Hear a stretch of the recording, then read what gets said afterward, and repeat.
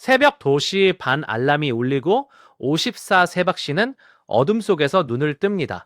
30년 가까이 다니던 회사에서 퇴직까지 남은 시간은 이제 6년이고 그의 머릿속에는 매달 통장에 찍힐 연금 숫자만이 맴돌고 있어요. 2025년 3월 국회 본회의장에서 18년 만에 국민연금 개혁안이 통과되던 날 뉴스 속 숫자 하나가 그의 시선을 붙잡았습니다. 소득 대체율 43%라는 5글자였어요. 박 씨는 계산기를 두드렸고 자신의 평균 소득 420만 원에 0.43을 곱한 숫자 180만 원이라는 결과를 보며 한숨을 돌렸습니다. 그런데 여기서 멈추면 안 되는 이유가 있어요. 그 숫자에는 아무도 말해주지 않는 거대한 함정이 숨어 있기 때문입니다. 오늘 이 이야기는 소득 대체율이라는 단어 뒤에 가려진 진짜 현실을 파헤치는 시간이에요. 끝까지 함께 해주시면 당신의 노후가 완전히 달라질 수 있는 정보를 얻게 될 겁니다.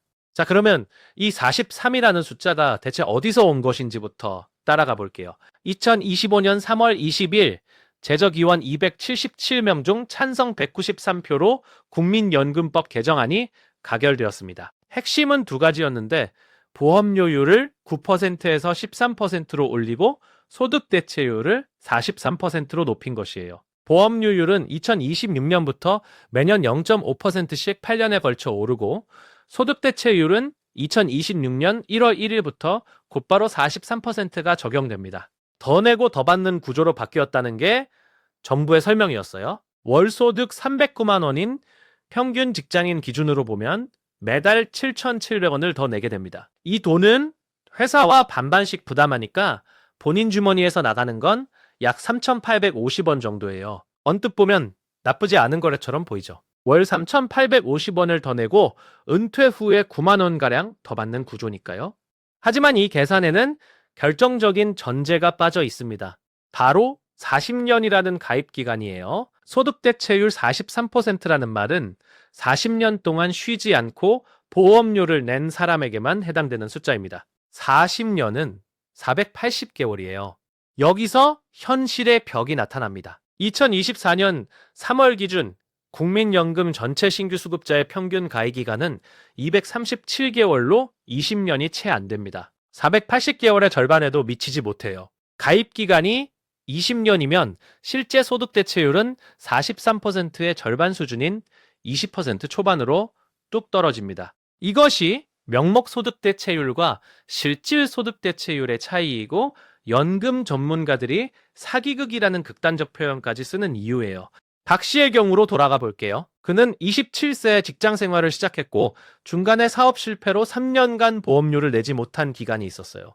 그래서 60에 퇴직한다고 가정하면 실제 가입 기간은 약 30년이 됩니다. 30년은 40년의 75%이기 때문에 그의 실질 소득 대체율은 약 32% 수준이에요. 평균 소득 420만 원의 32%면 약 134만 원이고 처음 계산했던 180만 원과는 46만 원이라는 차이가 벌어집니다. 매달 46만 원은 1년이면 552만 원이고 20년이면 1억 원이 넘는 금액이에요. 이 간극을 모르고 노후를 설계하면 돌이킬 수 없는 결과를 맞게 됩니다. 왜 40년 가입이 이렇게 어려운 걸까요? 한국의 평균 대학 졸업 연령은 26세에서 27세이고 취업에 성공하는 평균 나이는 30세를 넘겼습니다. 국민연금 의무 가입 연령 상한은 만 59세이기 때문에 30세에 시작하면 29년이 최대 가입 기간이에요. 여성의 경우는 더 심각합니다. 출산과 육아로 경력이 단절되면 가입 기간이 10년도 채 안 되는 분들이 수두룩해요. 2025년 기준 남성 수급자의 평균 월 수령액이 67만 원인 반면 여성은 35만 원에 불과합니다. 이 격차의 핵심 원인이 바로 가입 기간의 차이예요. 정부도 이 문제를 알고 있어서 이번 개혁안에 출산 및 군복무 보험료 납부 인정 기간을 늘리는 내용을 담았습니다. 첫째와 둘째 자녀에 대해 각각 12개월씩 가입 기간을 인정해주고 셋째부터는 18개월로 확대했어요. 군복무 인정 기간도 기존 6개월에서 12개월로 2배 늘렸습니다. 하지만 전문가들은 이 정도로는 턱없이 부족하다고 입을 모아요. 오건호, 내가 만드는 복지국가 공동대표는 출산도 2년 군복무도 18개월을 줬어야 했다고 지적했습니다. 그리고 더 근본적인 해법으로 의무 가입 연령을 만 59세에서 64세로 올리는 방안을 제시했어요. 이것만으로도 보험료 인상 없이 명목 소득 대체율을 5% 올리는 효과가 난다는 분석이에요. 결국 소득 대체율이라는 화려한 숫자보다 가입 기간이라는 조용한 변수가 당신의 노후를 결정한다는 뜻입니다. 이제 또 다른 진실 하나를 꺼내보겠습니다. 현재 국민연금을 받고 계신 수급자들의 현실이에요. 2025년 말 기준 노령연금 평균 수령액은 월 약 65만 원이었습니다. 20년 이상 가입한 완전 노령연금 수급자의 평균은 112만 원이었고 10년에서 19년 가입자의 평균은 겨우 44만 원이에요.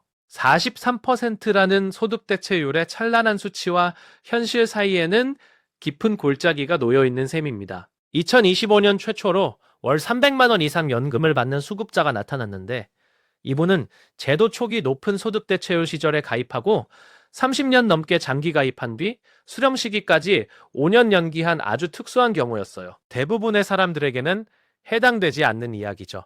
그러면 보험료를 더 내게 된 것은 어떤 의미일까요? 2026년부터 보험료율이 9.5%로 올라갔고 2033년까지 13%가 됩니다. 이것은 기금 소진 시점을 2055년에서 약 8년에서 15년 뒤로 미루는 효과가 있어요. 국회 예산정책처 분석에 따르면 기금 소진 시점이 2063년에서 2065년경으로 연장될 것으로 전망됩니다. 여기에 국민연금 기금 운용 수익률까지 끌어올리면 이야기가 달라져요. 2025년 국민연금 기금 수익률은 18.82%로 역대 최고치를 기록했고 운용 수익금은 약 231조 원에 달했습니다. 3년 연속 역대 최고 수익률을 갈아치운 것인데 만약 이 수준의 성과가 지속된다면 기금 고갈 시점을 2090년까지 늦출 수 있다는 분석도 나왔어요. 하지만 주식시장이 매년 이런 성과를 내줄 거라고 기대하는 것은 현실적이지 않습니다. 중요한 것은 제도 자체의 지속 가능성을 높이는 구조개혁이에요. 이번 개혁에서 빠진 것들도 짚어야 합니다. 자동 안정장치라는 것이 있는데 이것은 인구구조나 경제상황 변화에 따라 보험료와 수급 연령을 자동으로 조정하는 체계예요. 정부와 여당이 도입을 주장했지만 야당의 반대로 이번에는 빠졌고 국회 연금개혁특별위원회에서 추후 논의하기로 했습니다.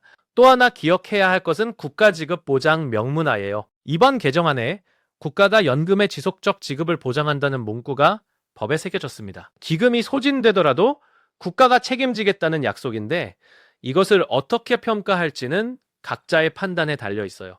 그러면 우리는 지금 무엇을 해야 할까요? 첫 번째는 자신의 가입 이력을 꼼꼼히 확인하는 것입니다. 국민연금공단 누리집에서 예상연금을 조회할 수 있고 가입 기간의 빈 구간을 찾아 추후 납부 제도를 활용할 수 있어요. 두 번째는 퇴직연금과 개인연금까지 포함한 3층 구조로 노후를 설계하는 것입니다. 국민연금만으로는 노후가 불안정하다는 것은 숫자가 증명하고 있어요. 세 번째는 가입 기간을 최대한 늘리는 것이고 만 60세 이후에도 이미 계속 가입 제도를 통해 보험료를 계속 낼 수 있다는 것을 기억해 두셔야 합니다. 박 씨는 요즘 매일 저녁 퇴근 후 연금 관련 자료를 읽고 있어요. 그가 깨달은 것은 소득 대체율 43%라는 간판보다 자신의 가입기간 360개월이라는 숫자가 진짜 자신의 노후를 결정한다는 사실이었습니다. 숫자는 거짓말을 하지 않지만 숫자의 맥락을 모르면 우리가 속게 됩니다. 이 영상이 당신의 노후 설계에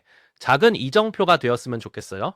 지금 바로 국민연금 예상수령액을 조회해보시고 가입기간의 빈틈을 채울 방법을 찾아보시기 바랍니다.